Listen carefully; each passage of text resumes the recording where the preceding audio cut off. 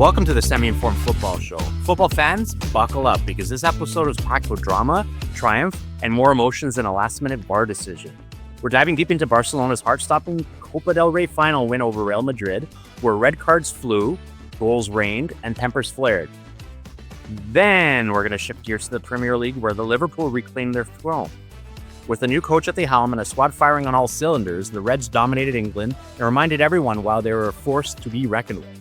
So whether you're celebrating, commiserating, or just here for the chaos, grab a drink, get comfortable, and let's break it all down. Okay, so we're here on the show right now. Mark and Matteo back on. Hey guys, how's it going? Pretty good weekend for both of us. Yeah, great weekend. So we're going to jump right into the Copa del Rey final. Barcelona versus Real Madrid. I think they've played once or twice before. Is that true, Matteo? Yeah, they played twice this season so far, this being the third meeting. Both times, score lines representing a thumping by Barcelona to Real, 4-0, and I think it was 5-2. Yeah, no, I was being a little bit sarcastic there that they actually did play once or twice before. It's just that rivalry is insane. So it's like one of the biggest sort of like historic rivalries in all of world football. Now, the Copa del Rey, why is this important? Well, I think any domestic cup is important for the league. Just in England, the FA Cup's a huge matter in itself. It's the same thing in Spain. The Copa del Rey also is presented by the king himself. Obviously, the Copa del Rey meaning the cup of the king. And, The King's Cup. Yes, either way. This tournament, actually, surprisingly, Real is not the first or second highest winning team. Barcelona has the most titles with 31, now 32, followed by Bilbao at 24, and then Real down at 20. So it's something that they haven't always been dominant in, which is quite surprising for a team of this size. Could it be that they won more Champions Leagues? Perhaps, but, for a club of that size, you want to win as many trophies as you can, and seeing a large deficits like this is surprising. What was the storyline coming into the game? Matteo, take it away. Well, obviously, as you mentioned, it's a Clásico, so it's huge no matter what. But in a final, the main story here, however, was with the referee, and there was a huge, monumental fiasco regarding the referee selection to this game. Real have basically claimed that the referee assigned to the game was a pro-Barcelona fan, and therefore he would be a biased party to do the game. As a result, they have demanded a new referee be appointed to the game. And because of this, actually, there was a press conference with the referees before the game, which always happens in the Copa del Rey. It's standard. The referee revealed that because of the allegations towards him and his family have been personally affected by this, causing him to break down in front of the media, putting him into tears, saying how his children were affected. Not a pretty scene. Yeah, they're getting bullied in school, I think. Yeah, bullied in school, calling his father a thief, not a good sight, and it's beyond the pitch. So that's too far. But as a result, like I said, Real demanded he was thrown out from this game. Yet the Federation have responded by denying that, saying, no, there's no reason for this guy to be taken off the game. And referees who could have been alternatives all rejected the call as well. So he was the main man to this game, him, the VAR crew, everyone, regardless of the protests. And the VAR ref was also interviewed. And the same thing, he also broke down into tears about the effect on his family. That's right. It's a lot. And we know the allegations of teams putting pressure on referees, getting the better of them. But I think this was a very clear moment that, you know what, maybe it has gone one step too far. So that was one thing going into the game. The game itself, any mistake, any major call would go back to this point of him favoring one team. If it favored Real, maybe he's just buckling down to the pressure. Who knows? That was one major story in itself. So any missed call, any decision, put in the spotlight. And there was something else, Marko.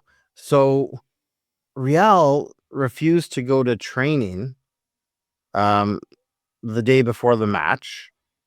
And the officials, this is the Copa del Rey. It's different. It's an extravaganza. The officials, the Barca officials, local politicians were supposed to get together for this fancy dinner, and the Madrid officials didn't show up. And there was an extra piece here where rumors from within the club said that if the referees didn't change, they wouldn't play the game at all. They wouldn't show up to the stadium. So there was a lot of stuff going on here, a lot of stuff at play. It's not the first time, too, Real have done this. I mean, thinking they're above the rules. We saw with the Ballon d'Or ceremony when Vinny was Yeah, that's right. supposedly robbed of that. Also, refusing to play with less than 3 days rest, which many clubs in the league do, even going so far to say they might leave a league as a whole. So this whole arrogant, higher than the law attitude has been persistent clearly this season, which is not They even threatened to not play at the Club World Cup exactly, yeah. Because of money, obviously. Yeah. But that all aside, we finally get to the game on Saturday. It was a late game and on neutral ground in Seville. Obviously, going into it, Barca were recent favorites due to recent results. And the first half went pretty much as you would have expected. They were dominant, ball movement faster, no real threats given by Real towards Barca.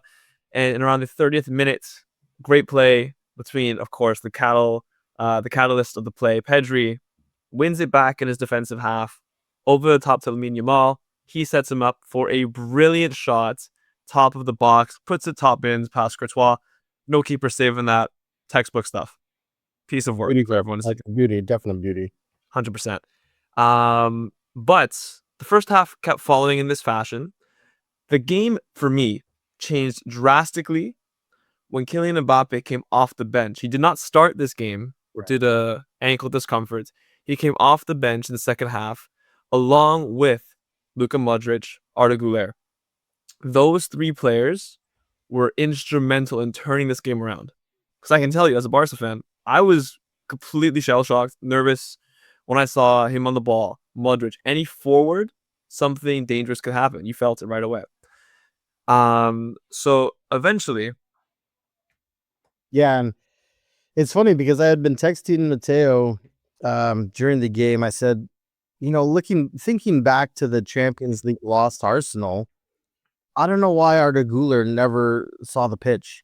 Over those two games, he's young, he's fast, but he's super creative. His passes are dead on. I think those two legs would have been completely different. And so when he was introduced here, I think, like Matteo was saying, we started to see the turn of the game there, and he had some pinpoint passes. I think you're absolutely right, because with these players, the creative catalysts, I think Ancelotti showed something that he didn't show all season.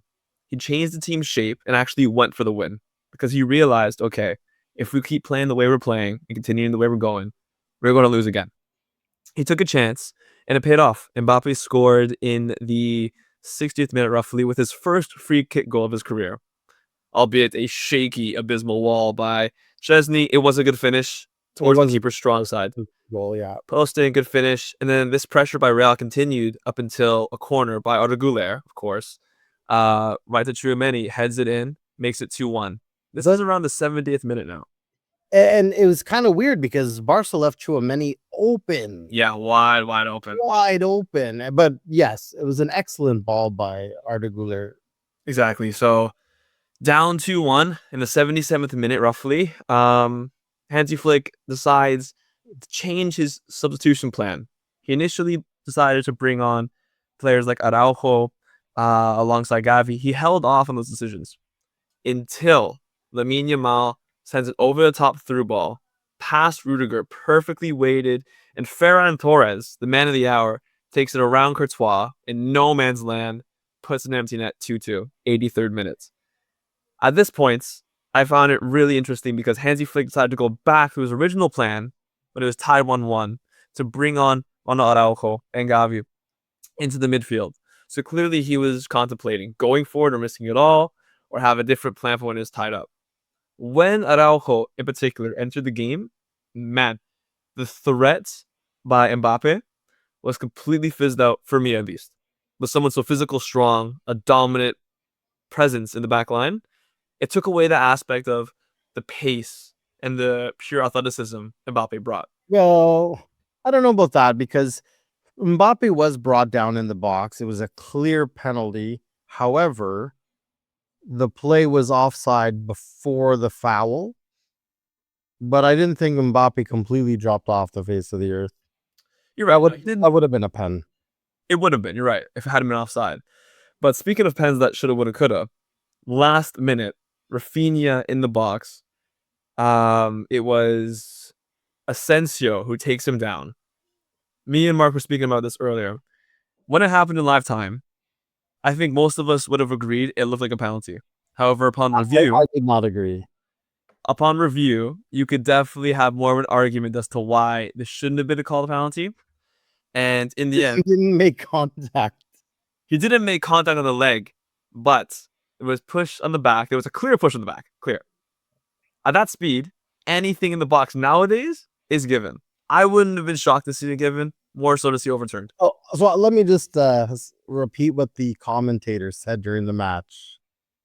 And they said he starts going to ground before any contact is made. And he if he was tripped or pushed, it doesn't explain the 2-foot jump.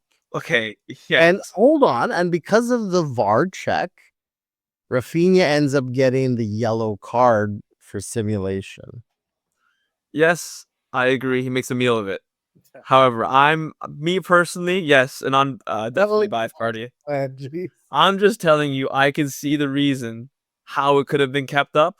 Alas, that wasn't the decision. The referee was under so much scrutiny, decided to chalk off the penalty that he initially gave in the field and pushed the game to extra time. Big call. Perhaps the pressure got to him, maybe not. Either way, extra time, we play. I think from this point, it was a pretty even contest, back and forth. The game's wide open. The players are exhausted. Guys who played a few days ago, this game is running until past midnight, near 1 a.m. Players are going down with injury. Antonio Rudiger gets subbed off. Vinny gets subbed off with muscle cramp. A lot of factors are going into this. So the game is end-to-end stuff, and it continues that way up until a mistake in the second half of extra time when Luka Modric gets the ball, plays it top of the box, a risky pass. A very risky pass, childish at best. He's almost by the touchline on the right side and sends it across the goal. I know he's one of the best of all time, but what was he thinking? I get it's a stupid risk. I get it. However, it wasn't only his fault. Brahim Diaz, the intended target for this pass, didn't come towards it. He slipped. Koundé sees this, gets ahead of it, reads the play, runs onto the ball, takes a brilliant first touch, second touch, top of the box, bang, into the corner, past Thibaut Courtois, who was playing great all game. That happens in the 116th minute. From that point, Barca defend, and that's game over. All in all, Oh, hold incredible on a classical. second. He's missing a key piece at the 120th minute there. Mbappe is going forward, and there's some contact. They go down in the box. And instead of calling the free kick in Madrid's favor, the ref calls the kick in Barca's favor, which sets off the Madrid bench. Matteo, take it from there. You're right. I must have missed that. You're right. It was a key moment. We see a few red cards. Yes, because this clearly made the bench erupt. Guys who were taken off from the game previously. Rudiger on the sidelines starts throwing bags of ice, it seems like, at the referee. The whole bench seems to run on the field at some points. Objects are being thrown. It's inexcusable. As a result, the referee sends a red card towards, I think it's Bellingham, Rudiger, Lucas Vazquez, a whole number of players. No, hold on. The red card at that point goes to Rudiger and to Vazquez. That's a Vazquez, okay. Yeah. Either way. It's almost like this kid doesn't remember. After the red card, there was a point when they needed like 5 guys to hold Rudiger back because Rudiger wanted to leave the bench and go after the referee. Yes. Clearly. A minute. This boy's in delirium because his team won. So I'll wrap it up from here. So basically, after that, after the final whistle, that's when Jude goes up to the ref and gets the red. But you know what? I think it was long overdue. The whole game, he was given 3 words to the referee. It wasn't surprising to see that happen. But yeah, the extent of the behavior of the bench, that was nuts. Okay, you're right. Having trainers physically hold players back from the ref After all this being said, after all this commotion over the referee decision, over all this stuff, and they still go ahead and do that, you would assume they get told to be on their best behavior, let the football do the talking. Yet a true lack of class shown by Real yet again. So let's suspensions are being. Oh, sorry, Marco. No. I was just gonna say wrap this up and say, like, you know what? Honestly, the game is what it is. Like, what's next? Like with Barcelona, like what is it like? What is this momentum looking like? We're looking at, you know, the rest of La Liga and the champion and the championship, and also Champions League. Like, how does this prep them for that? Well, it keeps them in the chase for the treble, right? Yeah, Fun fact about Madrid, they've never won the treble. Very fun fact. This was a year that they wanted to, I guess, were in the running to, and then they collapsed in Champions League, and then they collapsed in this. Exactly, yeah. In regards to Barca's help and momentum in this, I think it sets them off brilliantly because you're right. The trouble is on. They're 4 points clear in La Liga. They have a Clasico to play, but pretty confident going into that. They're playing against Inter midweek, which will be a tough game due to, like I said, a very long final against Real, missing players like Lewandowski out. We'll see what happens with that, but Inter are out of form. However, this win is monumental in really setting the mindset. We can do this. It's on. We're almost there. We're that close to the finish line. right. Keep pushing. Find whatever you can. And they can make history. A 17-year-old Lamine Yamal and the whole squad with the first season under Hansi Flick can do the unthinkable. Go from trophyless to cabinets overflowing. And I think it's going to make it extremely difficult for Madrid to win La Liga, because in order to do so, they're going to have to play an El Clasico game against Barca later on in a couple of weeks' time. And win that. And assume we mess up even more games. That's right. Yeah. So I think this was the last saving grace for Real in the season, and they blew it. Yeah. So Matteo, you mentioned Hansi Flick, brand new manager to the team. Now, yeah, Real Madrid has had their struggles this year. You know, bringing in Mbappe and not having the sort of return on investments. Well, I guess they didn't pay money for him, but they are paying him a wage. So not seeing that right now. Also, managerial changes with Ancelotti potentially. Is that a potential, or is that a dumb thing where Ancelotti's going to leave? For me, it's a dumb thing. It hasn't been announced by the club, but it's pretty well known he's going to resign into the season, if not be sacked for the Brazilian job, assuming it clears up. Yeah, I think the first rumor I heard was that he would leave after the Copa del Rey game. The latest update I've heard is that he was going to sit down with the board at the end of the season. I think he's as good as gone anyways. This is one of the, if not the best manager of all time, because he's won so much with so many teams and so many leagues and so many Champions Leagues. He's won as a player, he's won as a coach. But I think the type of players, the generation of players that they've got at Madrid, not the right fit for them. Quite frankly, I don't think anyone is. Okay. So let's wrap off Real Madrid right now. Finally, taking a look at the manager. Is it Xabi Alonso? Is it Zinedine Zidane? Or is it a third one? And that's going to be the last thing. So, Mark, I'm going to throw that off to you. All right, I'll say this. As I've said before, Zidane is not a manager. He's not a coach. He was there because Ronaldo would follow whatever Zidane said because he was a legend. They also made the game flow through Ronaldo.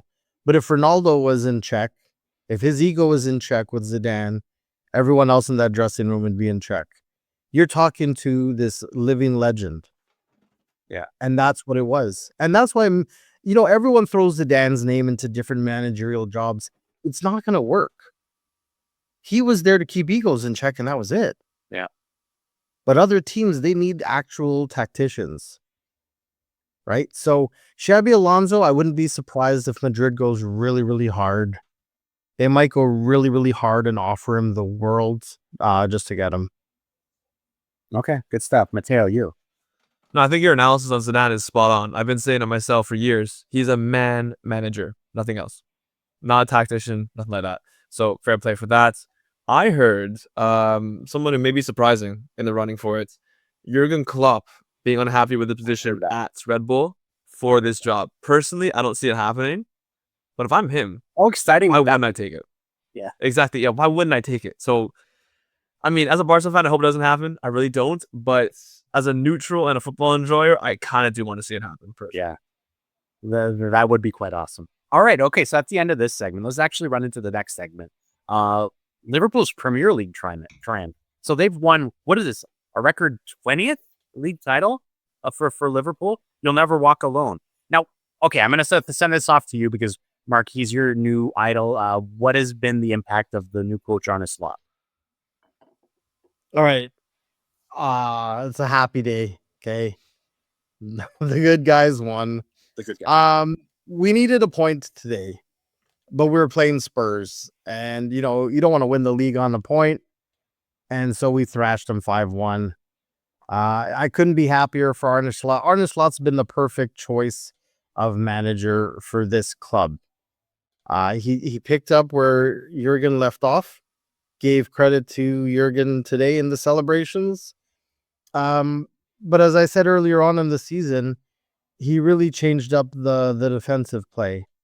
I think when Jurgen got a little bit too much with the Gegenpressing, the attack, kind of got sloppy with the defense. And so Arne Slot really focused on that.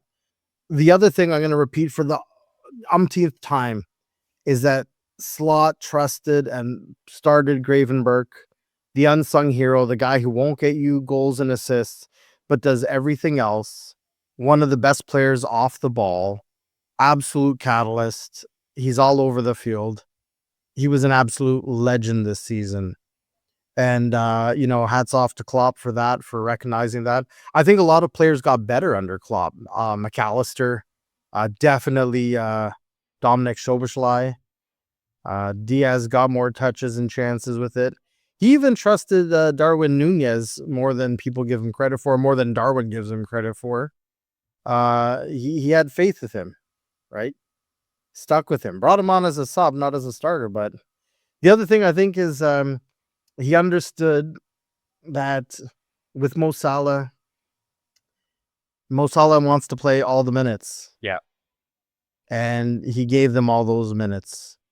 And Salah repaid the favor, not only with the goals, but here's the impact. To really, answer your question there about the impact Arne Slot's had. He's had such a huge impact that both Mo Salah and Virgil van Dijk decided to re-up for 2 more years. Think about the situation that was going on. You've just lost your beloved manager. You're going into a season, final season of your contract. You could leave for free, and you're starting off with this new manager. That manager's got to have some sort of impact for you to decide, you know what, I'm going to stay. And I just can't picture any other manager that Liverpool could have hired that would have had that impact. Yeah, it was almost a perfect storm. So you mentioned a whole lot of players right there. So again, Gravenberch, actually kind of riding the pine in Bayern after coming. I think he came from Ajax before that, but just really, really kind of cementing into a load. What other standout players were there on there? Like you mentioned Salah as well. Was it McAllister? Was it Van Dijk? Like which are the other players that had really, really great seasons that helped propel this one? Well, definitely Szoboszlai. I felt like as every game came and went, this kid got better and better and better. So definitely Szoboszlai. Cody Gakpo, right? Cody Gakpo. I think what makes this such an amazing team is that aside from Mo Salah, who was scoring and assisting most of the season, the other guys all had their stretches of contributions. Gakpo went on a run of goals, right? McAllister had a run of contributions. Even Harvey Elliott, when he came in, there's a guy looking for a starter's position, but plays the team game. Here's another name I'm going to throw at you because there's going to be a lot of Trent talk. Trent going to Madrid. But I honestly feel like Connor Bradley could step into Trent's shoes. He's not obviously Trent yet, but for such a young guy, I think it's almost like when Trent first started out. I think Connor Bradley could take that starting right back position.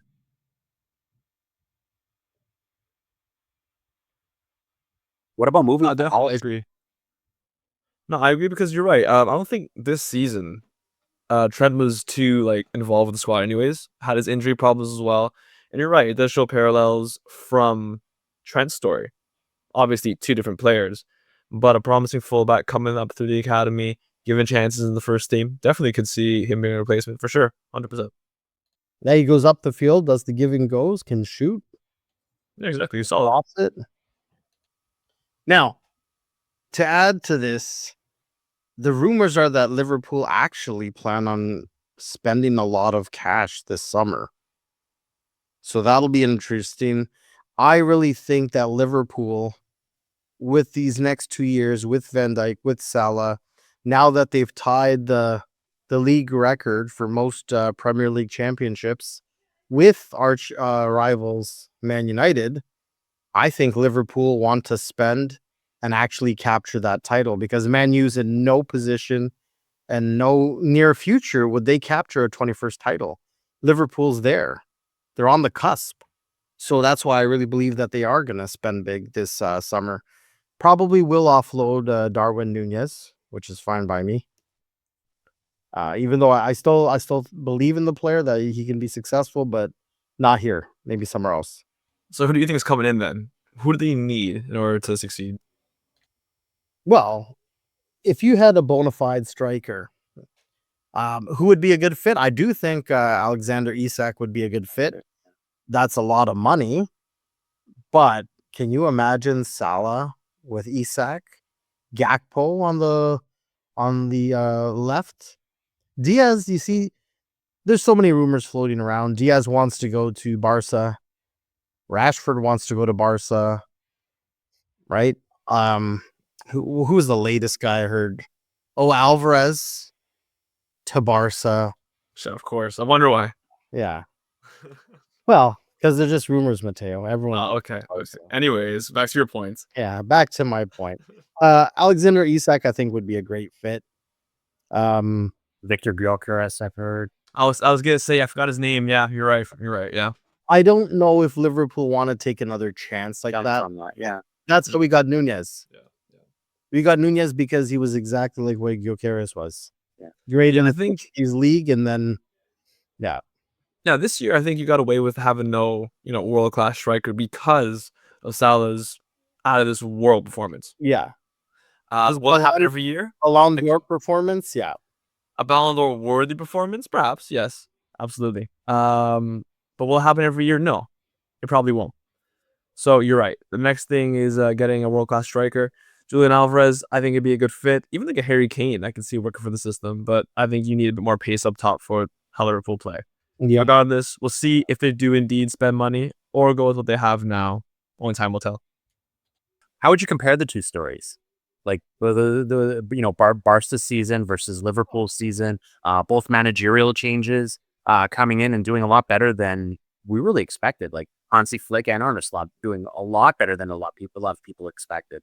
Yeah, I mean, we talked about this at the very beginning. Arne Slot was really unknown to most people. Okay, unless you're following the Dutch league, and he did Feyenoord, he really was an unknown. Many people had picked bigger names to lead Liverpool, right? And with Hansi Flick, we wondered if he would work out at Barca. Is it too early to say that I think Barca is going to win La Liga? And then Hansi Flick and Arne Slot both end up winners of their leagues? I wouldn't say so, but don't jinx us. But yeah, there are a lot of parallels between the two. Great comparison with that. I think you're right. Going into the season, there are so many excuses they could have had, the managers or the fan bases, of why they couldn't succeed. But they have. Liverpool squad only getting older, Barca financial issues, injuries, missing players. a number of reasons why it couldn't work, but it has. I'm not going to compare and say which of the two is better because, someone here is an avid Liverpool fan. However, they both have incredible merit in their own stories. And I'm just happy to be a Barca fan in this moment in time. Yeah, it's almost a shame that Liverpool's out of the Champions League right now because we'll see these stories still kind of play out. But I know I wish it would be a Barca Liverpool final, as most people would have wanted. But with that said, I think we're gonna wrap it up today. Our next episode is gonna be a preview of the Champions League because we have some really, really, really great games coming up. And honestly, I don't think there's any weak teams here. Let's see how these play out, but we're gonna see that in a future episode. So. We've dissected the Barcelona's wild Copa del Rey victory, navigated the chaos of the red cards, celebrated Liverpool's triumph, and then in Premier League winning season under their new coach. So football never sleeps. Neither do the storylines. So be sure to hit that subscribe button. Just please follow us on the show. Tell other people about the show in order to get the word out there. We're three passionate football fans really talk about football. So until next time, we're keeping you 7-4.